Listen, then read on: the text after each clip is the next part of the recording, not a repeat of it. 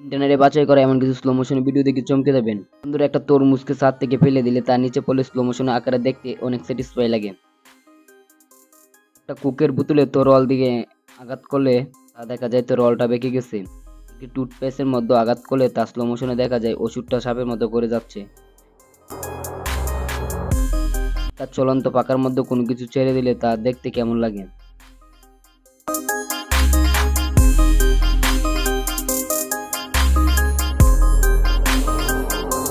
একটা ফুটবল বল যদি একটা শসার মধ্যে শরীরের শক্তির গতিতে আঘাত করা হয় তাহলে স্লো মোশনের দৃশ্যটা অবাক হওয়ার মতো।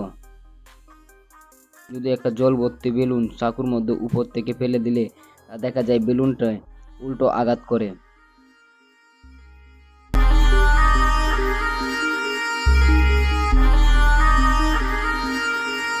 বন্ধুরা, একটা জল ভর্তি বালতির মধ্যে